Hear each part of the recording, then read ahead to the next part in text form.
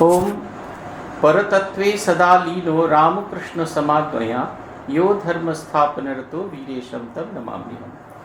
আজকের পাঠচক্রে আমাদের আলোচনার বিষয়বস্তু হচ্ছে স্বামী শিষ্য সংবাদ। এর রচয়িতা হলেন স্বামীজির শিষ্য শ্রী শরৎচন্দ্র চক্রবর্তী। আমরা যে গ্রন্থটি থেকে এই আমাদের আজ পাঠচক্র পরিচালনা করছি, এই গ্রন্থটি আমরা নিয়েছি স্বামী বিবেকানন্দের বাণী ও রচনার নবম খণ্ড থেকে। পৃথকভাবে এই গ্রন্থটি স্বামী শিষ্য সংবাদ নামেও আছে। আমরা স্বামীজির কমপ্লিট ওয়ার্কস থেকে আর নবম খণ্ড থেকে আজকের আমাদের অংশটা পড়াশোনা করছি। আগের দিন এই স্বামীজিকে প্রশ্ন করেছিলেন, কর্মের ফলাফলে যদি প্রত্যাশাই না রাখলাম তবে কষ্টকর কর্ম করতে প্রবৃত্তি হবে কেন? এটা একবারে আমাদের সকলের একটা প্রশ্ন, যে কর্মফল যদি না পেলাম। এই ভাগ্যিস আমি সবসময় বলি, মজা করেই বলি, যে আমাদের পুরাকালে লেখা হয়েছে এই চণ্ডী গীতা। সেখানে গীতা ও চণ্ডীর পাঠের ফল এটা পেছন দিকে রাখা আছে। এখনকার দিনে আমাদের দিনের যুগে যদি লেখা হতো তাহলে অবশ্যই চণ্ডী পাঠের ফল, গীতা পাঠের ফল প্রথম অধ্যায় হতো, কখনোই এটা পেছনের অধ্যায় হতো না। ওটা পড়ার পরই এত অধ্যায় পড়লে এত এই শক্তি আসবে, এত অধ্যায় পড়লে ওই শক্তি আসবে, এইটা না জানলে আমরা কোনো কালই এগিয়ে যেতাম না। এইখানেও দেখুন ঠিক একই প্রশ্ন করছেন তিনি। স্বামীজি বলছেন, একটা যেটা বিশেষ করেছিলাম, দেহ ধারণ করে কিছু একটা নিয়ে থাকতেই হবে। কি নিয়ে থাকবে বল? তাই দু চারটে সৎকর্ম করে যায়, কিন্তু এই কর্মের ফলাফলের প্রত্যাশা রাখে না। কারণ তখন তারা জেনেছে যে এই কর্মফলই জন্মমৃত্যুর বহুধা অঙ্কুর কর্মফলই জন্মমৃত্যুর বহুধা অঙ্কুর নিহিত আছে। সেই জন্য ব্রহ্মজ্ঞেরা সর্বকর্মত্যাগী। লোক দেখানো দু চারটে কর্ম করলেও তাতে তাদের কিছুমাত্র আঁট নেই। এরাই শাস্ত্রে নিষ্কাম কর্মযোগী বলে কথিত হয়েছে। একটা ছোট্ট ঘটনা বলি, আপনাদের বুঝতে সুবিধা হবে। পূজনীয় স্বামী গম্ভীরানন্দজি মহারাজ লিখেছেন শ্রীমা সারদা দেবী, বিখ্যাত জীবনী শ্রীমা সারদা দেবী, এবং এটি মায়ের জন্ম শতবর্ষে লেখা হয়েছে। অপূর্ব গ্রন্থ, আপনারা অনেকে পড়েছেন। এবং এই গ্রন্থ পড়ে আমাদের সকলের অনুভব হতো যে গম্ভীরানন্দজি অবশ্যই শ্রী মাকে দর্শন করেছেন। দর্শন না করলে এইরকম জীবন্ত একটা ছবি, জলছবি, ছায়াছবি উপহার দেওয়া যায় না। প্রত্যেকটি অধ্যায় দেখবেন কোনো একটি বিশেষ বিষয়কে কেন্দ্র করে করা, কিন্তু সেই বিষয়টা, সেই যে শ্রী মায়ের জীবনের যে সেই আলোটা, সেটা তার সেই ছোট অবস্থা থেকে শরীর যাওয়া অবধি কিরমভাবে একটু একটু করে তার জীবনের সব দিক দিয়ে প্রকাশিত হয়েছিল, সেই রকমভাবে করা। প্রত্যেকটি অধ্যায় আলাদা আলাদা শ্রীমাকে দেখা যায়। সঙ্গজননী থেকে আরম্ভ করে জগন্মাতা, মাতৃমূর্তি, যা ভাবে যত রকম ভাবে বলা আছে, সমস্ত কিছুতেই ওই রকম ভাবে বলা আছে। তার জীবনের শুরু থেকে শেষ অবধি কেমন ভাবে সেই ভাবটা তার জীবনের মধ্যে ছিল, সেইটা প্রকাশ করা হয়েছে। যেন একটা আলাদা করে একটা করে ছবি উপহার দেওয়া হচ্ছে, এবং এই ছবিগুলো সবটা মিলে একটা শ্রীমা সারদা দেবী একটি দিব্য জীবনী তৈরি করা হলো, একটা যেন ছবি তৈরি করা হলো। এইটি মায়ের জীবনীতে বলা আছে। আত্মস্থানন্দজি বলছেন, আমি বইটা পড়ে এত মুগ্ধ হয়েছি, ছুটতে বই পড়া শেষ হয়ে যাওয়ার পরে তিনি এসেছেন গম্ভীরানন্দজি মহারাজের সাথে দেখা করতে। মহারাজ চেয়ারে বসে আছেন, গম্ভীরানন্দজি তার পায়ের কাছে বসে বলছেন, গম্ভীরানন্দজি চেয়ারে বসে আছেন, আত্মস্থানী তার পায়ের কাছে গিয়ে বসে বলছেন, মহারাজ কি অপূর্ব লেখা হয়েছে, একেবারে যেন মাকে জীবন্ত দেখছি। আত্মস্থানী বলছেন, মনে হলে যেন পাথরের সঙ্গে কথা বলছি, কোনো রিয়াকশন নেই, এমনকি তার চোখে কোনো ঝিলিক দেখতে পাচ্ছেন না, মুখে তো নয়, শব্দ দিয়ে নয়, মনে হচ্ছে একটা পাথরের সঙ্গে কথা বলছি। যেন এই কর্মটা তিনি মায়ের শ্রী পাদপদ্মে পূজা হিসেবে নিবেদন করেছেন। এ নিয়ে যেন তার কোনো কৃতিত্ব নেই, কোনো কিছু নেই। স্বামী প্রভানন্দজি মহারাজকে দেখেছি, প্রভানন্দজির যত গ্রন্থ আছে তার মধ্যে আমার যেটি সবচেয়ে প্রিয় গ্রন্থ সেটি হলো শারদানন্দ চরিত। আমি একবার তাকে বলে ফেলেছিলাম ইনস্টিটিউটে থাকাকালীন, জানেন তো মহারাজ, আপনার যে কটা বই আছে তার মধ্যে এই বইটা আমার সবচেয়ে প্রিয়। উনিও বললেন, আমারও লিখতে গিয়ে খুব আনন্দ হয়েছিল। উনি খুব অসুস্থ হয়ে পড়েছিলেন, অসুস্থ হয়ে পড়ে প্রায় শরীর চলে যাওয়ার মতো অবস্থায় হয়। এমন সময় একজন প্রবীণ সন্ন্যাসী, তিনি একটি ছোট্ট জিনিস, মায়ের একটি জিনিস ওনাকে দিয়েছিলেন, যেটা ওনার জীবনের শেষ দিন অবধি ওনার সঙ্গে ছিল। আমাকে দেখিয়েছেন সেটা। উনি বললেন, সবাই বললেন যে তুমি তো অনেক কিছু করলে, এইটা একটা করে দেখো। আপনারা অনেকেই দেখবেন প্রভাঞ্জিকে যারা খুব কাছ থেকে দেখবেন, ছোট্ট লাল কার্ড মরা যে পরা থাকতো, একটা ছোট্ট সোনার মাদুলি ছিল, ওর মধ্যে শ্রীমায়ের কিছু একটু পবিত্র জিনিস রাখা ছিল। বললেন এটি পড়ার পর থেকে ধীরে ধীরে ধীরে ধীরে আমি সুস্থ হতে থাকলাম। যে আমার মরে যাওয়ার কথা ছিল, রামকৃষ্ণ লোকে চলে যাওয়ার কথা ছিল, সে মানুষ আমি ধীরে ধীরে সুস্থ হলাম, কর্মক্ষম হলো। তখন মনে হলো মাকে কিছু একটা উপহার দিই। উপহার দেওয়ার সময় মনে হলো যে মায়ের প্রিয় সন্তান ছিলেন স্বামী শারদানন্দজি। আমি তো আর অন্য কোনো উপহার মাকে দিতে পারি না। যদি তার একটা প্রামাণ্য জীবনী গ্রন্থ লিখি তাহলে মা খুব খুশি হবেন।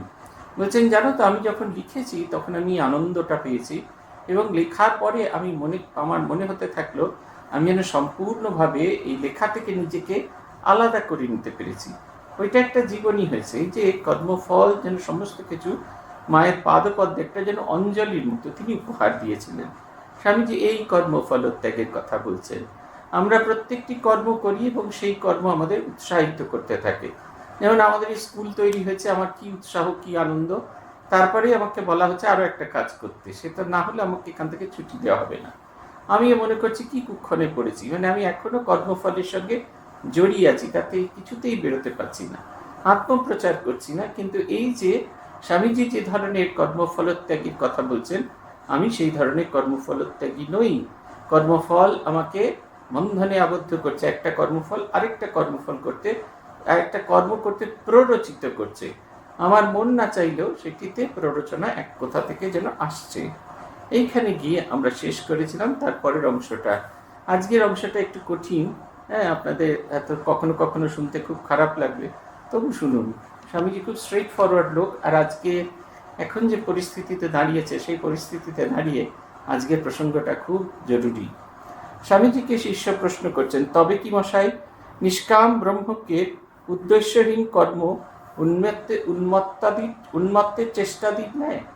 উন্মাদ যেরকমভাবে কাজ করে থাকে, তার যেমন কোনো লক্ষ্য থাকে না, তার কোনো কাজ থাকে না, তাহলে ব্রহ্মজ্ঞের কর্ম করাটাও ঠিক সেরকম। কোনো লক্ষ্য নেই, কোনো কিছু নেই, কোনো এই নেই, এই একরকম। স্বামীজি বলছেন তা কেন? নিজের জন্য, আপন শরীর মনের সুখের জন্য কর্ম না করাই হচ্ছে কর্মফল ত্যাগ করা। এটা একটা খুব বড় কথা। আমি সমস্ত কিছু দিয়ে তার থেকে আমি কি পাচ্ছি, ওটা থেকে আমি রিটার্ন কি পাচ্ছি, সেইটা খুব জরুরি। আমাদের এখানে একটি ছেলে এসেছিল তার মায়ের চোখ অপারেশন করানোর জন্য। ছেলেটি পয়সা আছে, সেই কারণে সে ফ্রিতে অপারেশন করাতে চায় না। সেই প্রথমেই এসে অপশন দিল যে আমি টাকা দিয়ে কাজকর্ম করাবো। তারপরে যখন তাকে দেখানো হচ্ছে 7,500 টাকা, 7,500 লেন্স আছে, 9,000 লেন্স আছে, 12,000 লেন্স আছে, আমাদের একজন মুখোশকে বলে ফেললো 15,000 লেন্সটা আরও ভালো। উনি বলছেন মায়ের পেছনে অত ইনভেস্টমেন্ট করতে পারবো না। আমরা একদম চমকে গেছি এই কথাটা শুনে, মায়ের পেছনে অত ইনভেস্টমেন্ট করতে পারবো না। দেখুন, মা যে সারাটা জীবন নিজের কথা, তারপরে তিনি বলছেন যে মায়ের পেছনে অত ইনভেস্টমেন্ট করতে পারবো না। যে মা সারাটা জীবন ধরে সন্তানকে তার নিজের শরীরের সুধা দিয়ে বড় করলেন, খেয়ে না খেয়ে বড় করলেন, তার সম্পর্কে বলছেন যে অতটা ইনভেস্টমেন্ট করতে হবে। সেখানে মা আলাদা ফ্যাক্টর হয়ে গেছে, আমি আলাদা ফ্যাক্টর হয়ে গেছি। বলছেন নিজ শরীর মনে সুখে, এটা তো মানে মায়ের জন্য। আমরা প্রত্যেকটা জিনিসের পেছন থেকে আমি কি কি পাবো সেটা আশা করি। এনজিওদের সংস্থায় যখন যাই, এনজিও খুব ভালো ভালো এনজিও আছেন, কিন্তু বেশিরভাগ ক্ষেত্রে যে এনজিওদের সংস্থায় আমরা দেখেছি, সেই এনজিওদের সংস্থায় একটা সময় গিয়ে আমরা দেখতে পাই প্রত্যেকের সেটা একটা জীবিকা হয়ে গেছে। ওই কারণে এনজিওটাকে বাঁচিয়ে রাখার চেষ্টা। একটা সংস্থায় নরেন্দ্রপুর থেকে আমরা গিয়েছিলাম, তারা কোনো রকম যে প্রচলিত কর্ম তার বাইরে কোনো কাজ করতে চায় না। কেন না, তাদের প্রায় 16 কোটি টাকা মতো তাদের একটা ইনভেস্টমেন্ট আছে। সেই ইনভেস্টমেন্ট থেকে যে ইন্টারেস্টটা আসে, সেই ইনভেস্টমেন্ট থেকে সেই 16 কোটি টাকা তাদের আছে, সেই 16 কোটি টাকা থেকে তাদের যে ইনভেস্টমেন্ট থেকে যে ইন্টারেস্ট রিটার্নটি আসে, সেইটা থেকে তাদের সবার মাইনে হয়ে যায়। তারা নতুন কোনো কাজ করতে চায় না। আদিবাসী পুরুষ মহিলারা তারা না খেতে পেয়ে মারা যাচ্ছে, তথাপি তাদের কোনো উদ্দেশ্য, অথচ এনজিও নাম দিয়ে। এবং কে বারবার আমার মাইক্রোফোনটা, বিশ্বনাথ আমি করিনি। বিশ্বনাথ বন্দ্যোপাধ্যায় বলে কেউ একজন সবার মাইক্রোফোন মিউট করছেন, দয়া করে প্লিজ এটা করবেন না। দেখাচ্ছে এখানে স্ক্রিনে বিশ্বনাথ বন্দ্যোপাধ্যায়, দয়া করে এটি করবেন না। উনি বুঝতে না পেরে হয়তো করে ফেলেছেন। আমাদের এখানে সবার মাইক্রোফোন মিউট করার ব্যবস্থা আছে, আপনি কিছু করতে হবে না। তাছাড়া আমার ভোকাল টনিক আছে খুব ভালো মাইক্রোফোন মিউট করার জন্য। হ্যাঁ, প্লিজ এটা করবেন না। তা তাদের আমরা কিছুতেই কোনো রকম কাজ করাতে পারছি না। বিশ্বনাথ বন্দ্যোপাধ্যায় আপনার মাইক্রোফোনটা মিউট করতে, রাইট? এইটা হচ্ছে কথা। আমরা কিছুতেই তাদের দিয়ে অন্য কোনো কাজ করতে পারতাম। আদিবাসী মহিলারা শীতে ঠকঠক করে কাঁপছে, ছোট শিশুদের কোনো রকম ব্যবস্থা নেই, কিন্তু তারা কোনো রকম কিছু করতে চান না। তারপরে যেহেতু তারা আমাদের নরেন্দ্রপুরের সঙ্গে সংযুক্ত আছেন, তাই তাদের ব্যালেন্স শিট এইগুলো দেখছিলাম। বদবুদ্ধি দেখতে দেখতে দেখছি আসল সত্যটা ওইখানে লুকিয়ে আছে, ওই 18 কোটি টাকার কর্পাস, যেটা তারা কোনো একটা সময় কাজ করে ধীরে ধীরে ধীরে ধীরে রোজগার করেছে, এবং রোজগার করার ফলে তারা সেটা অর্জন করেছে, এবং সেটাকে তারা কোনোভাবে খরচ করতে চায় না। তারা ভীষণ রকমভাবে কাজ করতে চায়। আজকে আপনারা বড্ড, এই হচ্ছে কথা। স্বামীজি বলছেন যে আমরা শরীর মনে সুখের জন্য কর্ম না করাই হচ্ছে কর্মফল ত্যাগ। ব্রহ্মজ্ঞ নিজ সুখান্বেষণ করেন না, কিন্তু অপরের কল্যাণ এবং যথার্থ সুখে লাভের জন্য কেন কর্ম করবেন না? তারা ফলসঙ্গ রহিত হয়ে যা কিছু কর্ম করে যান তাতে জগতের হিত হয়। সেসব কর্ম বহুজন হিতায় ও বহুজন সুখায় হয়। ঠাকুর বলতেন তাদের পা কখনো বিচালে পড়ে না। এই ব্রহ্মজ্ঞ পুরুষের কখনো পা বিচালে পড়ে না। তার কারণ হচ্ছে তারা একটা পথ অতিক্রম করেছে, যে পথটাকে আমাদের অতিক্রম করতে হয় নিজেদেরকে তৈরি করতে, সেই পথটাকে তারা অতিক্রম করে এসেছেন। তারা সাধনার শেষ পর্যায়ে গিয়ে যখন মানুষের লোককল্যাণের জন্য কাজ করতে থাকেন, তখন সেই কাজটির ভেতরে একটা অদ্ভুত রকমের শান্তি বিরাজ করেন, এবং তারা কখনো তাদের লক্ষ্য থেকে কোনো অবস্থাতে সরে যায় না। প্রভানন্দজির কাছে শুনেছি সেই সময় সেবা প্রতিষ্ঠানে খুব আর্থিক কষ্ট হয়। প্রাচী সিনেমা হল আপনারা অনেকেই চেনেন। প্রাচী সিনেমা হলের মালিক ছিলেন জিতেনবাবু। জিতেনবাবুর কাছ থেকে প্রত্যেক মাসে গহনানন্দজি টাকা ধার করতেন মাইনে দেওয়ার জন্য। তারপরের মাসে যখন শুরুতে গভর্নমেন্ট থেকে গ্রান্ট পাওয়া যেত, তখন আবার মাইনে দিয়ে দিতেন, আবার মাসের শেষে জিতেনবাবুর কাছ থেকে ধার করতে হতো। এইরকম একটা ক্রাইসিসের মোমেন্টে তখন একজন ভদ্রলোক এলেন কালো টাকা সাদা করতেন। তিনি কিছু টাকা দান করবেন, এই প্রস্তাব আমরাও পেয়েছি। কিছু টাকা তিনি দান করবেন, তার 80% তাকে ফেরত দিতে হবে, কিন্তু 20% যেটা থাকবে সেটা যথেষ্ট। তিনি যখন এই প্রস্তাবটি পেলেন তখন গহনানন্দজির কাছে গেলেন, গহনানন্দ সেক্রেটারি সেবা প্রতিষ্ঠানে। মহারাজ তাকে বললেন কোনো চিন্তা করতে হবে, টাকাটা তুমি ফেরত দিয়ে দাও, টাকার জোগাড় মা ঠিক করে দেবেন। এই যে দেখুন ব্রহ্মজ্ঞ পুরুষ, তিনি স্থির হয়ে আছেন, তাকে কোনোভাবে বেচালে ফেলা যাচ্ছে না, কোনোভাবে তার লক্ষ্য থেকে সরানো যাচ্ছে না। একবারে স্বামীজির যে কথা, তার পরবর্তী জেনারেশন, আমি সবসময় বলি যে ঠাকুরের যে চাপরাস নরেন শিক্ষে দিবে ঘরে বাইরে, যখন ঘরে বাইরে হাত দিবে, এই চাপরাস শুধুমাত্র নরেন্দ্রনাথ দত্তের জন্য ছিল না। এই চাপরাস আগামী দিনের নরেন্দ্রনাথ, যারা তার নরেন্দ্রনাথকে অনুসরণ করবে, এই চাপরাস তাদের জন্য, এই আদেশ তাদের জন্য দেওয়া আছে। বলছেন তারা যা যা করেন তা অর্থবন্ত হয়ে দাঁড়ায়।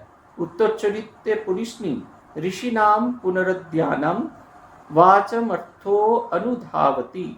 ঋষিদের বাক্যের অর্থ আছেই আছে, কখনো নিরর্থক বা মিথ্যা হয় না।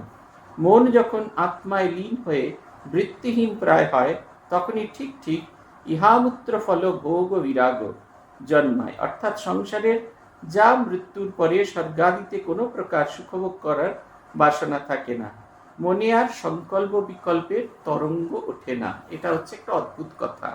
এই জগতের যখন সে ঋষিবাক্যে ঋষির এমন একটা অবস্থায় এসে পৌঁছন, তাদের নিজেদের জন্য কোনো বাসনা থাকে না। সেই কারণে তারা যে শব্দগুলি বলেন, তাদের যে অনুভবের কথা বলেন, সেগুলো সবসময় একেবারে জীবনেতে কাজে লেগে যায়, এবং সেই কারণে তাদের কাজ অনেক বেশি ভালো হয়।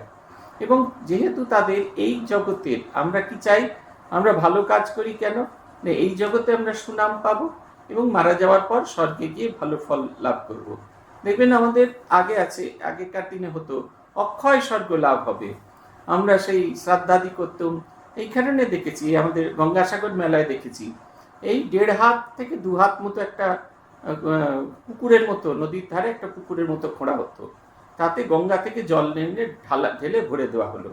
আর একটা গরু আছে, তাকে দাঁড় করিয়ে রাখা আছে, সেই গরু 1 পা দিলেই সেই গঙ্গার সেই পুকুরটাকে পেরিয়ে যেতে পারবে। একজন ল্যাজের পেছন ধরে সেইটা ও এপার থেকে এখান থেকে ওখানে গেল, যাওয়ার পর সেই গরুটা যিনি পুরোহিত পুজো করছিলেন তার কাছেই থেকে গেল, আবার আরেকজন সেই গরুর ল্যাজ ধরে বৈতরণী পার হচ্ছে। এগুলো সবটাই প্রতীকী, আমাদের মনের বাসনার প্রকাশ। আমরা সবাই চাই এই জন্মেও যেমন সুখ উপভোগ করেছি, খুব সহজে যেন এই জীবন বৈতরণী পেরিয়ে যেতে পারি। আমাদের যে মৃত্যুর পরে যে অক্ষয় স্বর্গলাভ, সেটাতে যেন কোনো কিছু, আমার কোনো কর্মফল বাধা না হয়ে থাকে। সারাটা জীবন খারাপ কাজ করে গেছি, সারাটা জীবন অসামাজিক কাজ করে গেছি, আর আমরা চাই যে জীবনের পর যে জীবন আসবে সেই জীবন যেন খুব শান্তির হয়, খুব সুখের হয়। এইটা আমরা সবসময় চেয়ে থাকি। বলছেন ইহা মাত্র মূত্র ফল ভোগ বিরাগ, এই ভাবটা তার মধ্যে জন্মায়। এই জগতে কোনো সুখ ভোগ আমার চাই না, আর স্বর্গে এই জীবনের পারে যে জীবন আছে সেই জীবনেরও কোনো সুখভোগ আমার চাই না। কিন্তু উত্থানকালে, অর্থাৎ সমাধি বা ওই বৃত্তিহীন অবস্থা থেকে মন যখন নেবে আবার আমি আমার রাজ্যে আসে, তখন পূর্বকৃত কর্ম বা অভ্যাস বা প্রারব্ধজনিত সংস্কার বসে দেহাদির কর্ম চলতে থাকে। বলছেন যে এই অতিচেতন ভূমিতে পৌঁছে যা যা করা যায় তা ঠিক ঠিক করতে পারা যায়, সেসব কাজে জীবের ও জগতের যথার্থ হিত হয়। কারণ তখন কর্তার মন আর স্বার্থপরতা বা নিজের লাভ লোকসান খতিয়ে দূষিত হয় না। ঈশ্বর সুপার কনসাস স্টেটে জ্ঞানাতীত ভূমিতে সর্বদা অবস্থান করে এই জগৎরূপ বিচিত্র সৃষ্টি করেছেন। এই সৃষ্টিতে সেজন্য কোনো কিছু ইমপারফেক্ট দেখা যায় না। এই জন্যই বলছিলাম, আত্মজ্ঞের ফলসঙ্গরহিত কর্মাদি অঙ্গহীন বা অসম্পূর্ণ হয় না, তাতে জীবের ও জগতে ঠিক ঠিক কল্যাণ হয়। একটা ছোট্ট উদাহরণ দিয়ে আপনারা বুঝতে পারবেন। আমরা শ্রী শ্রী মাকে তো জগন্মাতা বলি, অর্থাৎ আমাদের মতো এই যেখানে যে উদাহরণ দিয়ে দেওয়া হচ্ছে যে যিনি ব্রহ্মজ্ঞ, এই ব্রহ্মজ্ঞ কথাটা তার ক্ষেত্রে খাটে না, কারণ তার থেকেই ব্রহ্মজ্ঞের সৃষ্টি হয়। কিন্তু কেন মা ঠাকুরানের উদাহরণ দিচ্ছি এটা আপনারা বোঝার চেষ্টা করুন। তুরিয়ানন্দজি মহারাজ প্রব্রাজিকা ভারতী প্রাণা মাতাজিকে একটি ভারী সুন্দর কথা বলেছিলেন, মায়ের কাছে যাচ্ছ, মায়ের কাছে যাচ্ছ। যে মন আমরা অনেক চেষ্টা করে এই হৃদয় অব্দি তুলতে পারি না, মা সেই মন রাধু রাধু করে এই কণ্ঠেতে নামিয়ে রেখেছেন, মায়াকে অবলম্বন করে। দেখবেন মা ঠাকুরানের এই যে কাজ, কোথাও কোনো অবস্থাতেই তাতে তার কোনো কিছু লাভ হয়েছে বলে আমরা জানি না। মা ঠাকুরন যেভাবে সেবা করেছেন তাতে তার কি লাভ হয়েছে এটা কখনোই নেই, কিন্তু সবসময় লোককল্যাণ। রাখাল বাগালি করতে এসেছে, মা দেখেছেন রাত্রিরে সে তার সারা গায়ে খোস হয়েছে, সেই খোস সে চুলকে চলেছে, ছটফট করছে, রাত্রি ঘুমোতে পারছে না। পরের দিন মা সকালবেলা নিম পাতার হলুদ জোগাড় করে বেটে সেই রাখালকে ডেকে সে একটু একটু করে সেই বাটা তার গায়ে দিচ্ছেন এবং নির্দেশ করছেন কোথায় কি দিতে হবে। মায়ের খাবার দাবার, মায়ের জিনিসপত্র বয়ে নিয়ে এসেছিলেন একজন বৃদ্ধা মা।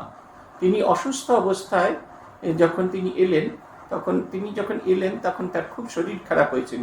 রাত্রি ঘুম থেকে যখন ঘুমিয়ে পড়েছিলেন, অসারে তিনি প্রস্রাব এবং পায়খানা করে ফেলেন। মা সকালবেলা ঘুম থেকে উঠেই দেখতে পেলেন।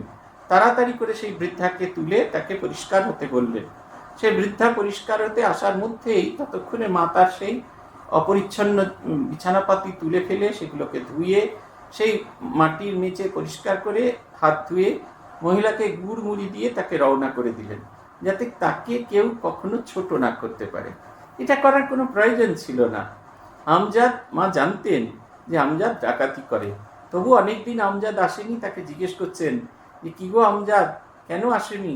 তখন বলছেন এই করতে গিয়ে। মা তাই নাকি? মা এমন করে ভাব দেখাচ্ছেন, সবসময় আমজাদ জানে যে সে আর যাই কাজ করুক না কেন, মার কাছে তার কোনো অসম্মান হওয়ার সম্ভাবনা নেই। মাথায় তেল দিয়ে, এক মাথা তেল দিয়ে স্নান করে সে খেয়ে চপর চপর করে পান মুখে দিতে দিতে সে হাঁটা দেয়। মাঝি বউ এসেছেন, মাঝি বউকে মা বলছেন, ও মাঝি বউ তোমাকে অনেকদিন দেখিনি। মাঝি বউ বলছেন, মা আমার সমর্থ ছেলেটা মারা গেল। মা বলছেন বলো কি মা, বলে কাঁদতে শুরু করলেন। মাঝি বউ মায়ের পায়ের কাছে বসে কাঁদছেন এবং মা সেই বারান্দাতে বসে কাঁদছেন। মায়ের কান্না এত তীব্র যে সবাই ছুটে এসেছেন। কার যে সন্তান মারা গেছে কেউ জানেন না, কিন্তু সেই সন্তানের মধ্যে দিয়ে, সেই কান্নার মধ্যে দিয়ে তিনি যেন সমস্ত এটিকে কেড়ে নিলেন, তার সমস্ত শোককে হরণ করে নিলেন। কি অদ্ভুত ব্যাপার, এ দারুণ একটি জিনিস। এতে মায়ের কোনো রকম কিছু নেই, কিন্তু তিনি করছেন। এই যে ব্রহ্মজ্ঞের কথা বলছেন, আপনাদের বোঝার সুবিধের জন্য আমাদের মা ঠাকুরুন তার গোটা জীবনটা দান করে গেছেন। নিবেদিতার স্কুলে এসেছেন এবং সেখানে এসে সেই সামান্য আয়োজন, নিবেদিতার স্কুল উদ্বোধন করে প্রার্থনা করছেন জগন্মাতার কাছে, এখান থেকে যারা বেরোবে তারা যেন সেই আদর্শ মানুষ হয়ে বেরোতে পারেন। কি অপূর্ব সুন্দর কথা। এতে তার কোনো লাভ নেই, কিছুতে লাভ নেই। মায়ের জন্মতিথি, শেষ জন্মতিথির গল্প আছে জয়রামবাটিতে। মায়ের পায়ে ফুল দেওয়া হচ্ছে, মা ঠাকুরের দিকে তাকিয়ে বলছেন এদের কল্যাণ করো। বলছেন যিনি অঞ্জলি দিচ্ছেন তাকে বলছেন রাখালের নামে দাও, তারকের নামে দাও, কালীর নামে দাও, সবার নামে দাও। তারপরে যখন সেই স্তূপ সরিয়ে ফেলা হলো, সব সরে গেল, সবাই যে যার প্রসাদ গ্রহণ করছেন, অরূপানন্দজি লক্ষ্য করলেন একটা ছোট্ট বাটিতে করে মা কিছু নিয়ে যাচ্ছেন। দেখলেন মা মাছ কেটে নিয়ে যাচ্ছেন। কারণটা কি না, মায়ের ভাইয়ের স্ত্রী তিনি অন্তঃসত্ত্বা। আজকের এই উৎসবে রান্না বান্না হতে দেরি হবে, তাই তার খেতে দেরি হবে।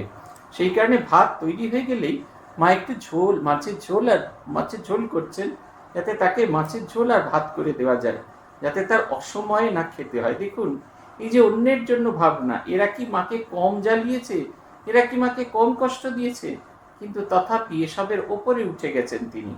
এই ব্রহ্মজ্ঞের ভেতরে এই জিনিসটি প্রকাশ হয়। তিনি তার মনটিকে সাধারণ ভূমিতে নিয়ে আসেন, আর তখন তার যে কাজ সেটি করতে থাকেন। ঠাকুরের বর্ণনায় আছে যে একজন কেরানি জেলে গিয়েছিল, জেল থেকে ফিরে এসে সে কি করবে, ধেই ধেই করে নাচবে, কেরানিগিরিই করবে। এই যে সাধারণ ভূমিতে ছিলেন তিনি, তার মন অসাধারণ ভূমিতে উত্তীর্ণ হয়েছেন। যখন নেমে এলেন তখনও যেমন যাওয়ার সময় যেমন তিনি যে কাজটি করতেন, ফিরে আসার পরেও সেই কাজটি করছেন, কিন্তু সেই কাজের ভেতরে কোনো রকম এতটুকু যে কোনো রকম আকর্ষণ নেই, সেই কাজ তাকে বন্ধনের মধ্যে আবদ্ধ করছে না। পূজনীয় অখণ্ডানন্দজির কথা শুনেছি অমলানন্দজির কাছে। সারাটা দিন তার ব্যাপৃত হতো ছাত্রদের সেবাতে। ছাত্রদের তিনি সহস্র শীর্ষা পুরুষাহ সহস্রাক্ষ সহস্রপাত এই মন্ত্র উচ্চারণ করতে করতে স্নান করাতেন।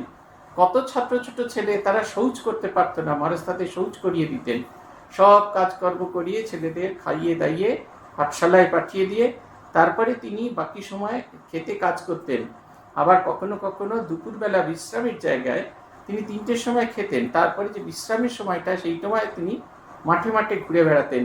কোথায় একটু গোবর পড়ে আছে, কোথায় কি পড়ে আছে, সেইগুলোকে একত্রিত করে রাখতেন যাতে ঘুঁটে দিতে সুবিধে হয়। দেখুন এই যে তিনি করছেন, তিনি তখন সঙ্গে রামকৃষ্ণ মঠ মিশনের ভাইস প্রেসিডেন্ট। এসব করে তার কোনো প্রয়োজন ছিল না। তিনি তো বেশ সুন্দর একটা চেয়ারে বসে থাকতে পারতেন, আমরা গিয়ে ঢিপ ঢিপ করে প্রণাম করতাম, এই সমস্ত কিছু করতাম, এসবে তার কোনো প্রয়োজন ছিল না। কিন্তু কেন তিনি করেন? লোক কল্যাণের জন্য, মানুষের কল্যাণের জন্য তিনি এই সমস্ত কাজকর্ম করে থাকেন। তাই বলছেন এই তাঁদের ব্রহ্মজ্ঞের কর্ম আর আমাদের সাধারণের কর্মের মধ্যে ফারাক হচ্ছে, আমরা যে কর্মটা করি তার মধ্যে সবসময় ফলাকাঙ্ক্ষা করি এবং তাতে নিজের কি লাভ হবে সেইটি দেখে থাকি। কিন্তু যখন এই নিজের কি লাভ হবে এর থেকে উত্তরণ হয়, তখন আমাদের জীবনটা অন্যদিকে যায়, তখন আমাদের জীবন অনেক বেশি সঠিক খাতে বইতে থাকে। শিষ্য বলছেন আপনি ইতঃপূর্বে বলিলেন জ্ঞান ও কর্ম পরস্পর বিরোধী, ব্রহ্মজ্ঞানে কর্মের তিলমাত্র স্থান নেই, অথবা কর্মের দ্বারা ব্রহ্মজ্ঞান বা আত্মদর্শন হয় না। তবে আপনি মহারজগুণের উদ্দীপক উপদেশ মাঝে মাঝে দেন কেন? এই সেদিন আমাকেই বলিতেছেন কর্ম কর্ম কর্ম নান্যা পন্থা বিদ্যাতে অয়নায়। আমাদের ভেতরে অনেকেই আছেন যারা আমরা এরকম বোকার মতো প্রশ্ন করে থাকি। দেখবেন এই আমাদের প্রতিনিধি যেন আমাদের হয়ে গেলেন, সারদান শিষ্য। যেমন শ্রীমদ্ ভগবদ গীতায় আমাদের কথা বলছেন অর্জুন, ঠিক সেই রকম স্বামী শিষ্য সংবাদে আমাদের কথা যেন বলছেন শিষ্য। স্বামীজি বলছেন, আমি দুনিয়া ঘুরে দেখলুম এ দেশের মতো এত অধিক তামসিক প্রকৃতির লোক পৃথিবীতে আর কোথাও নেই। এটা একবারে খুব বড় কথা। আমাদের মতো তামসিক প্রকৃতির লোক আর কিছু নেই। লোকে আমাদের অবমাননা করে যায়, আমাদের পিতামাতাকে গালি দিয়ে যায়, তথাপি আমাদের ভিতরে এতটুকু রক্ত গরম হয় না। আমরা তার গলাটা কেটে তার হাতে ধরিয়ে দেওয়ার মতো দুঃসাহস আমাদের ভিতরে নেই। কারণ উঠবো ওইটুকু পরিশ্রম করতে আমাদের ভীষণ কষ্ট হয়। আমাদের দেখবেন কিছু একটা ঘটনা ঘটলে ফেসবুকে একবারে একবারে প্রতিবাদের ঝড় বয়ে যায়। অথচ এই যে কিছুদিন আগে অমোক লীলা দাস তিনি করেছিলেন, ফেসবুকে একবারে ঝড় বয়ে যাচ্ছে, এক একটা পোস্ট হলে 250-300 কমেন্ট, সবাই দুঃখ প্রকাশ করছে, সবাই ক্ষোভ প্রকাশ করছে, এবং তারা তাকিয়ে আছে কবে রামকৃষ্ণ মিশন তার বিরোধিতা করবে। নিজেরা তার বিরোধিতা করেনি। একদল আবার বললো আমরা বিরোধিতা করেছি। কিরকম বিরোধিতা? 11 জন দাঁড়িয়ে আছে ইসকনের অফিসের সামনে এবং তারা বিরোধিতা করছে। এই ঘোর তমগুণী দেশ। কোনো জিনিসের আদর্শের জন্য প্রতিবাদ করা ওসব আমাদের ভেতরে নেই। আমি দুনিয়া ঘুরে দেখে এলাম, এদেশের মতো এত অধিক তামসিক প্রকৃতির লোক পৃথিবীতে আর কোথাও নেই। বাইরে সাত্ত্বিকের ভান, ভেতরে একেবারে ইট পাটকেলের মতো জড়ত্ব। এদের দ্বারা জগতের কি কাজ হবে? এমন অকর্মা, অলস, শিষ্ণোদর পরায়ণ জাত দুনিয়ায় কতদিন বেঁচে থাকতে পারবে? ওদের পাশ্চাত্য বেরিয়ে আগে দেখে আয়, পরে আমার ওই কথার প্রতিবাদ করিস। তোদের জীবনে কত উদ্যম, কত কর্মতৎপরতা, কত উৎসাহ, কত রজগুণের। তাদের জীবনে কত উদ্যম, কত কর্মতৎপরতা, কত উৎসাহ, কত রজগুণের বিকাশ। তোদের দেশের লোকগুলোর রক্ত যেন হৃদয়ে রুদ্ধ হয়ে রয়েছে, ধমনীতে যেন আর রক্ত ছুটতে পারছে না, সর্বাঙ্গে প্যারালিসিস হয়ে পড়েছে। আমি তাই এদের ভেতরে রজগুণ বাড়িয়ে কর্মতৎপরতা এদেশের লোকেদের আমি তাই এদের ভেতরে রজগুণ বাড়িয়ে কর্মতৎপরতার দ্বারা এদেশের লোকের আগে ঐহিক জীবন সংগ্রামে সমর্থ করতে চাই। শরীরে বল নাই, হৃদয়ে উৎসাহ নাই, মস্তিষ্কে প্রতিভা নাই, কি হবে রে জড়পিণ্ডগুলো দ্বারা? এরা নড়ে চড়ে এদের ভেতরে আমি নেড়ে চেড়ে এদের ভেতরে সার আনতে চাই। এজন্য আমার প্রাণান্তপণ, বেদান্তের অমোঘ মন্ত্র বলে এদের জাগাবো। উত্তিষ্ঠত জাগ্রত, এই অভয় বাণী শোনাতে আমার জন্ম। তোরা এই কাজে আমার সহায় হ। যা গায়ে গায়ে দেশে দেশে এই অভয় বাণী আচণ্ডাল ব্রাহ্মণকে শোনাগে, সকলকে ধরে ধরে বলগে যা, তোমরা অমিত বীর্য, অমৃতের অধিকারী। এইভাবে আগে রজশক্তির উদ্দীপনা কর, জীবন সংগ্রামে সকলকে উপযুক্ত কর, তারপরে মুক্তি লাভের কথা তাদের বল।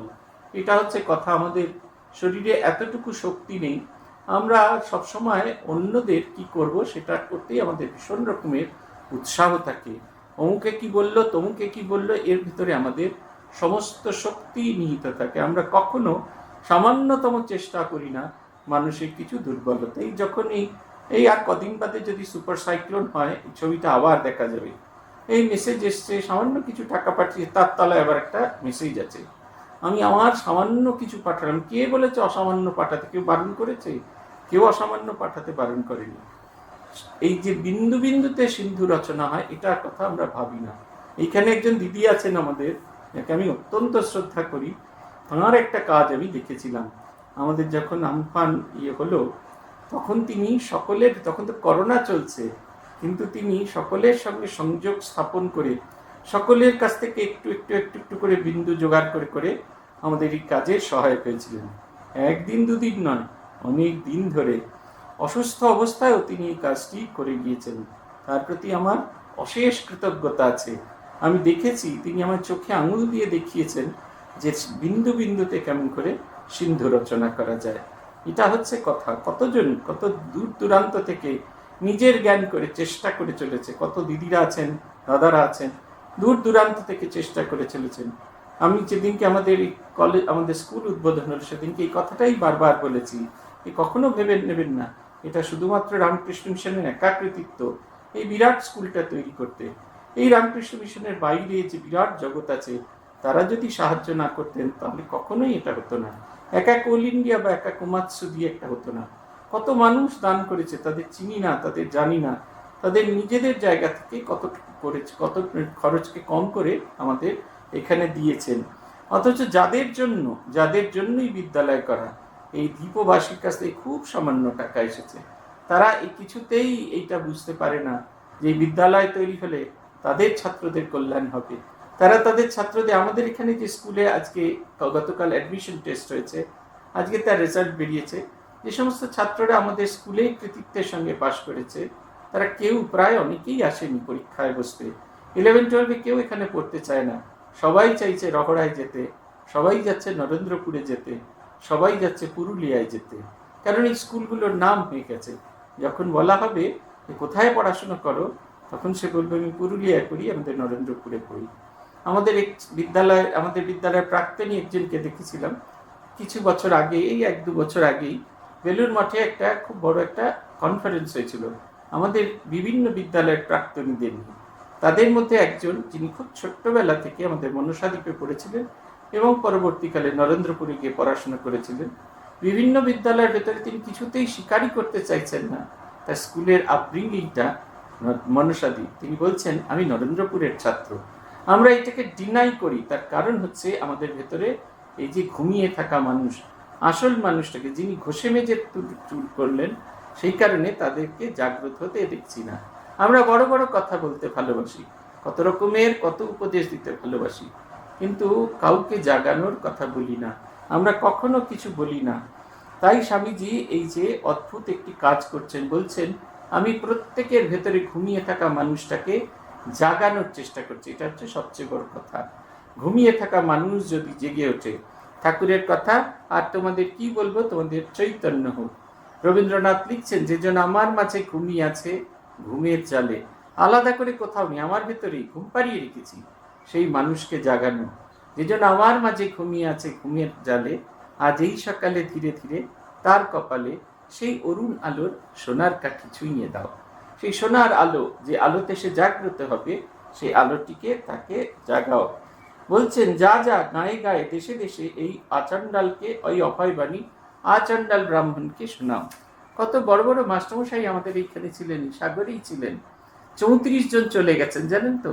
তারা কেউ আমাদের দ্বীপে থাকতে চায় না, এমনকি আমাদের স্কুলে চাকরি নিয়েছেন তারাও অনেকে এই দ্বীপে থাকতে চান না। 4 জন চলে গেছেন। বহু স্কুলে সায়েন্স পড়ানো যাচ্ছে না, তার কারণ হচ্ছে মাস্টারমশাইরা চলে গেছেন, সেইখানে সায়েন্স পড়ানোর শিক্ষক নেই, তাই সায়েন্স সিংটাই বন্ধ হয়ে গেছে।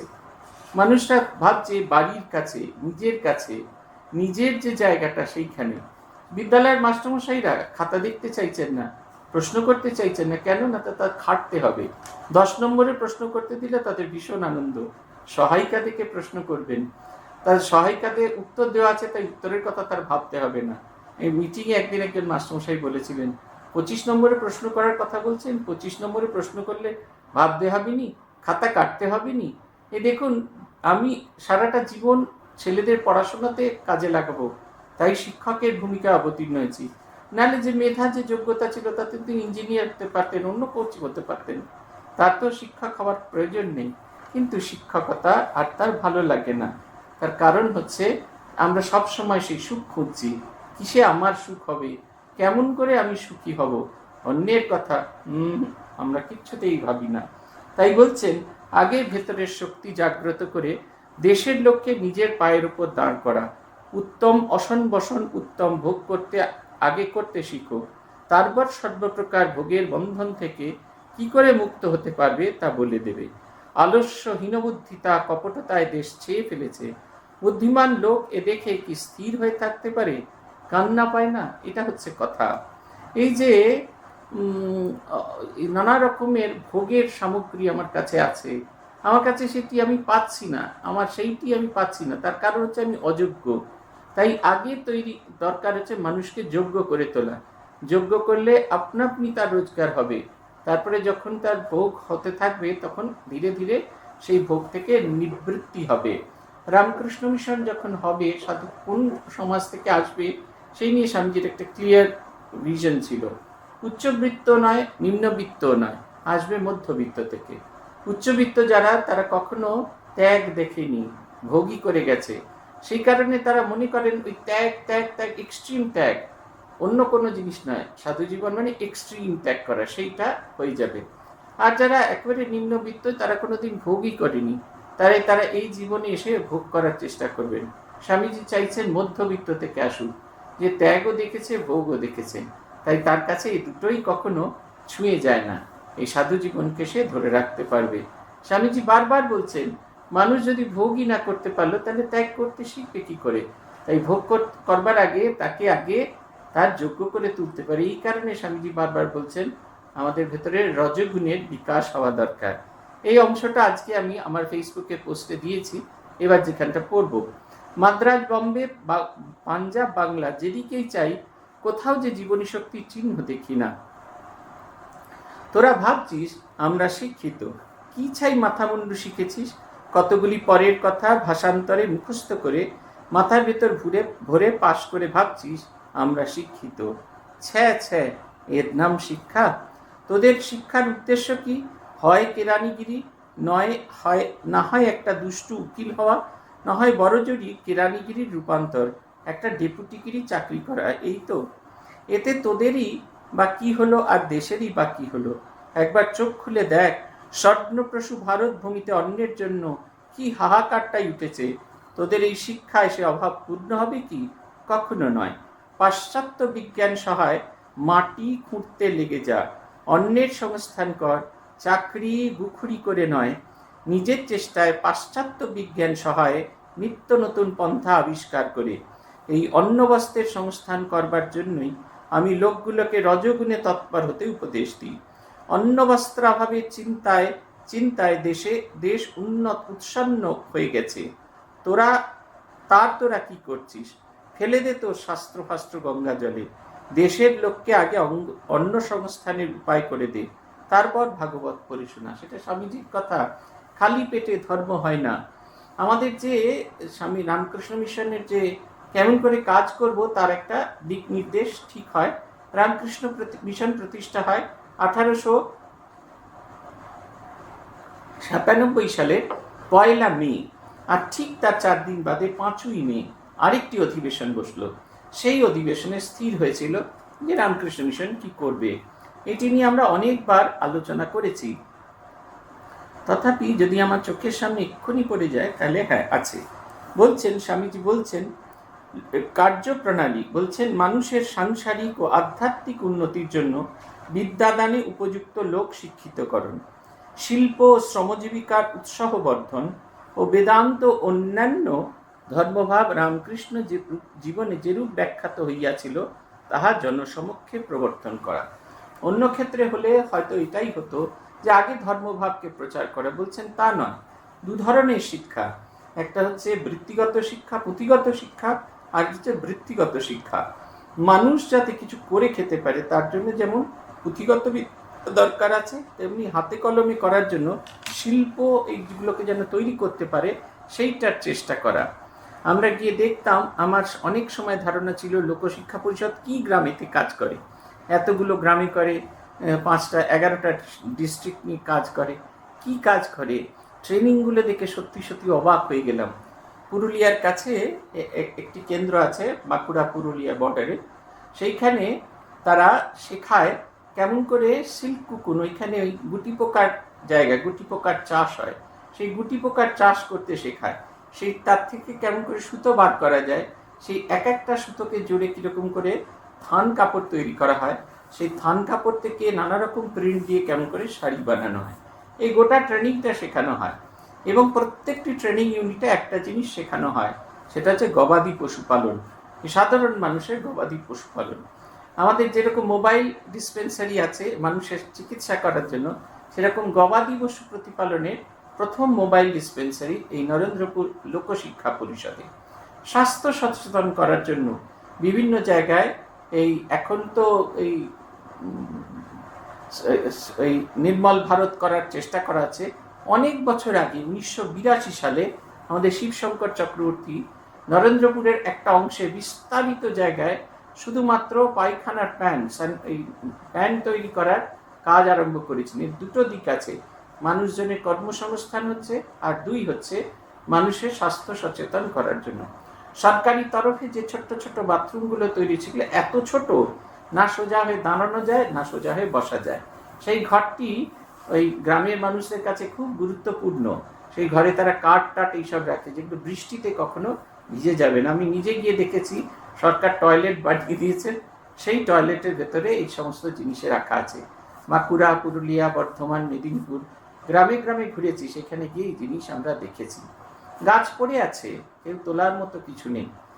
আপনারা যদি পুরুলিয়ার অযোধ্যা পাহাড়ে যান, দেখবেন ক্রমাগত জঙ্গল কমে আসছে, মানুষের আর কোনো জীবিকা নেই, কাঠ কাটা আর তাতেই করা। মেয়েদের দেখেছি ৩৫ বছরের মেয়ে, তারা দেখে মনে হচ্ছে সবার বয়স প্রায় ৬০-এর কাছাকাছি, কালো চুল, সাদা হয়ে গেছে, চোখ কোটরগত হয়ে গেছে। নরেন্দ্রপুর লোকশিক্ষা পরিষদ থেকে সেখানে একটা অদ্ভুত জিনিস শেখানো হলো, সেটা হচ্ছে মাশরুমের চাষ। বলা হলো তোমাকে বিক্রি করতে হবে না, মাশরুম তৈরি করে নিজেরা রান্না করে খাও। প্রথমবারের বীজ সমস্ত কিছু আমরা দিতাম, এবং পরবর্তীকালে ওইটাকে কি করে নিজেরা করবে তারও একটা ট্রেনিং দিয়ে আসা হতো। বাঁকুড়ার বিভিন্ন জায়গায়, রামহরিপুরের ওখানে ওই সব অঞ্চলে, ওখানে খুব চানাচুর তৈরি, মানুষ খুব চানাচুর খায়। আমার মাঝে মাঝে মজা লাগতো, এইসব কী সব ট্রেনিং চলছে, কিন্তু দেখতাম ওটার জন্য কত মানুষ দাঁড়িয়ে আছে। আচারের ট্রেনিং, কেক তৈরি করা, হাতের তৈরি করা। এই বম্বের যে বড় বড় আমাদের ফ্যাশন ডিজাইনাররা আছে, তাদের বেশিরভাগ আমাদের কাপড় জামা তৈরি হয় গোসা বা ওইসব অঞ্চলে। কারণ আইলার পরে ওইসব অঞ্চলে সমুদ্র ঢুকে গিয়ে চাষের জমির ওপর মোটা হয়ে লবণের প্রলেপ পড়ে গেছে। ১০-১২ বছরের আগে সেই জমিটা চাষ করা যাবে না। ফলে গ্রামকে গ্রাম দুটো জিনিস হয়েছে, পুরুষ চলে গেছে, ৬ বছরের ওপরে কোনো পুরুষ নেই, আর ৬০ বছরের নিচে কোনো পুরুষ নেই। কোনো গ্রামে কোনো রকম পুরুষ নেই। ফলে গার্ল ট্রাফিকিং এটা সবচেয়ে বেশি বেড়েছে। তার থেকে বাঁচার জন্য এই মেয়েদের একটা রোজগারের ব্যবস্থা করা হয়েছে। মনীষ মালহোত্রা আপনারা জানেনই, তার ফ্যাশন ডিজাইনার, বম্বের বিখ্যাত ফ্যাশন ডিজাইনার, তার বেশিরভাগ কাপড় চোপড় এখান থেকে তৈরি হয়। বম্বেতে নিয়ে গিয়ে পুঁতি লাগানোর ওইগুলো, কিন্তু মেইন যে স্ট্রাকচারটা এইসব তৈরি হয়। মেয়েদের আমরা এই শিক্ষা দিতাম। অনেক সময় আমার মনে হতো, এই শিক্ষা দিয়ে আমাদের আগে মনে হতো যে শিক্ষা মানে শুধুমাত্র স্কুল কলেজে লেখাপড়া। স্কুল কলেজে লেখাপড়া না, এর বাইরেও একটা জগৎ আছে। আমাদের বিভিন্ন হাসপাতালগুলো সবসময় চেষ্টা করে একটা নার্সিং ইউনিট তৈরি করতে। সব নার্সেরা কি আমাদের হাসপাতালে চাকরি পায় তা না, কিছুদিন তারা কাজ করে তার একটা বৃহত্তর জগতে চলে যায়। আদর্শ নার্স তৈরি হয়, সমাজকে আদর্শ ডাক্তার, নার্স দেওয়া এটা যেন একটা কর্তব্যের মতো। কিন্তু রামকৃষ্ণ মিশনের সামর্থ্য কতটুকু? খুব সামান্য। তাই মানুষ যদি এগিয়ে না আসে, কিছুতেই কিছু হয় না। তাই বলছেন, দেশের লোকগুলোকে আগে অন্য সংস্থানের উপায় করবার উপায় শিখিয়ে দিয়ে তারপর ভাগবত পড়ে শোনা। যদি আমার পেটে প্রচণ্ড খিদে থাকে, তাহলে আমি কিছুতেই কারোর কোনো কাজ শুনবো না, তার কোনো ভালো কথাও শুনবো না। কর্মতৎপরতা দ্বারা ঐহিক অভাব দূর না হলে ধর্মকথায় কেউ কান দেবে না। তাই বলি, আগে আপনার ভেতরের অন্তর্নিহিত আত্মশক্তিকে জাগ্রত করো। তারপর দেশের ইতর সাধারণের সকলের ভেতরে যতটা পারিস এই শক্তিতে বিশ্বাস জাগ্রত করে প্রথমে অন্য সংস্থান, পরে ধর্ম লাভ করতে তাদের শেখা। আর বসে থাকার সময় নেই, কখনকার মৃত্যু হবে তা কে বলতে পারে। একটি প্রত্যন্ত গ্রামে, গর্বেতার কাছে একটি প্রত্যন্ত গ্রামে এক ভদ্রলোক আমার সঙ্গে ফেসবুকে যোগাযোগ আছে। তিনি মানুষের জন্য কাজ করে থাকেন। তিনি আজকে আমায় জিজ্ঞেস করছিলেন, এই যে বিবেকানন্দ যুব মহামণ্ডল, এরা কি করে? এই যে স্বামীজি এই কথাটা বলছেন না, এই কাজটা করে, আত্মশক্তির জাগরণ করায়। এবং কেমন করে অন্যের ভেতরে আত্মশক্তির জাগরণ এবং কিভাবে তার সেই বৃত্তিমূলক ব্যবস্থা করা যায়, এই কাজটা করে। অদ্ভুতভাবে কাজ করছে। আপনারা কেউ নাম শুনেছেন বা দেখেছেন কি না জানি না, কিন্তু এক নিঃশব্দে একটা গণ আন্দোলন হয়ে চলেছে। নবনীহরণ বাবুর সময় থেকে এটা চলছে, এখনো সেই ধারা চলেছে। আমি তো গিয়ে অবাক হয়ে গেলাম। মাত্র ২১,০০০ লোক থাকে আমাদের এল প্লটের কাছে একটা জায়গায়, একটা ছোট্ট দ্বীপ আছে, বনশ্যামনগর নাম। সেইখানে আমরা যে এই এল প্লট এবং বনশ্যামনগরে সেইখানে যে আমরা কাজ করি, সেগুলো এই সব ওই ১৮, ১৯টা, ২০টা এক একটা গ্রামেতে ওদের মধ্যে সেই ছেলেরা বিবেকানন্দ যুব মহামণ্ডল করে। তারা সবাই পড়ানোর জায়গাটা খুব সুন্দর, দেখার মতো, মাটির ঘর, কোনো রকম একটা স্ট্রাকচার তৈরি করেছে। অল্প বয়সী ছেলেপুলেদের, স্কুল গোয়িং ছেলেপুলেদের তারা পড়ায়, এবং পড়ানোর শেষে এই স্বামী বিবেকানন্দের চর্চা হয়। চরিত্র তৈরি করা, একই সঙ্গে যে শিক্ষা সে লাভ করছে সেটা যাতে সে কার্যকরী রূপ দিতে পারে। আমরা শেষ করব এই দিয়ে।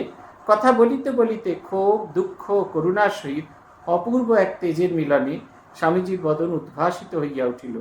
চক্ষে যেন অগ্নিস্ফুলিঙ্গ বাহির হইতে লাগিল। তাহার তখনকার সেই দিব্য মূর্তি অবলোকন করিয়া ভয়ে বিস্ময়ে শিষ্যের আর কথা সরল না।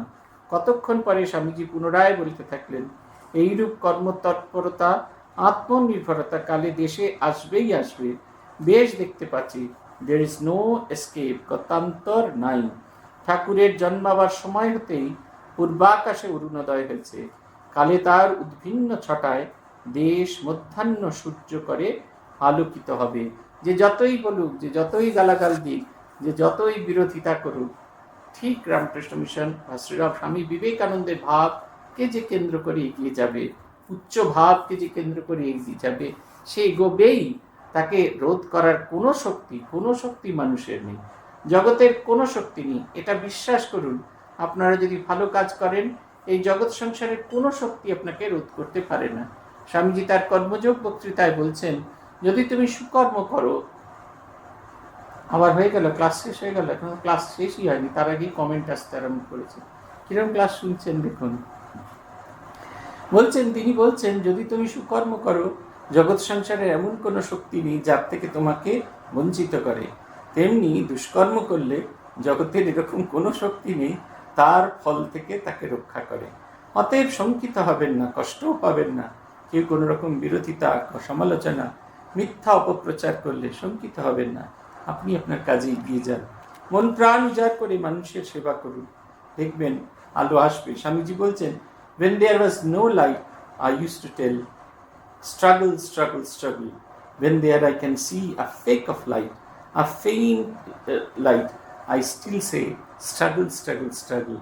তিনি লিখছেন আলাসিংহ পেরুমলকে, যখন কোনো রকম আলোর সামান্যতম, আশার আলোর সামান্যতম ছিল না, তখনও বলেছি সংগ্রাম করে চলো, সংগ্রাম করে চলো, সংগ্রাম করে চলো। যখন আশার আলোর সামান্যতম দেখতে পাচ্ছি, তখনও বলছি সংগ্রাম করে চলো, সংগ্রাম করে চলো। এই যে যত চেষ্টা করবে ততই হবে। গহনানন্দজি আমাদের সামনে জোর করে বলতেন, মানুষ যদি চেষ্টা করে তাহলে একটা ছোট্ট 50 বেডের মেটার্নিটি হোম একটা 500 বেডের জেনারেল হসপিটালে রূপান্তরিত হয়। আমাদের চোখের সামনে রামকৃষ্ণ শিশু মঙ্গল থেকে রামকৃষ্ণ সেবা প্রতিষ্ঠানে কনকালে একটা ছোট্ট কুটিয়ায় যে ঘরটা ভাঙা হয়নি, সেই ঘরটা এখনো আছে। মংস কোয়ার্টারে মন্দিরের ঠিক ডান দিকে দেখবেন একটা বড় ঘর, লাইব্রেরি হল, যেখানে পাঠ হয়, আর কেউ থাকে না, প্রচুর বই আছে, সবাই পড়াশোনা করে গিয়ে। সেই ঘর দিয়ে শুরু হয়েছিল। ঘরটা পাকা করা হয়েছিল কারণ সঙ্গগুরু স্বামী ব্রহ্মানন্দজি মহারাজ এসেছিলেন বলে। ওই ছোট্ট একটা আঁতুর ঘর, তার থেকে কি বিশাল বড় হাসপাতাল হয়েছে, কত বিরাট বড় কাজ হচ্ছে। আমাদের যদি বালি দেওয়ানগঞ্জে গিয়ে দেখেন, কামারপুকুর জয়রামবাটিতে আপনারা সবাই যান, একটু এগিয়ে আসবেন বালি দেওয়ানগঞ্জ, সেখানে গিয়ে দেখবেন পুরো গ্রামটা 18 ফুট বালির তলায় চলে গেছিল। সেইখানে আবার নতুন করে আবার গ্রাম তৈরি হয়েছে, মানুষের জীবন নতুন করে শুরু হয়ে গেছে। 78 সালে সেই ভয়ঙ্কর বন্যার দুঃস্মৃতি মানুষ ভুলে গিয়েছে, জীবনকে নতুন করে দেখতে শিখেছে। আজ এই পর্যন্ত। শ্রী ভগবানের কৃপা হলে আবার আপনাদের সঙ্গে দেখা হবে। ওম প্রণতানাম প্রসীদত্বম দেবী বিশ্বাতিহারিণী त्रैलोक्यवासिनामिट्टे लोकानां वरदा भव। ओम शांति, ओम शांति, ओम शांति। हरि ओम तत्सत्। श्री रामकृष्णार्पणमस्तु।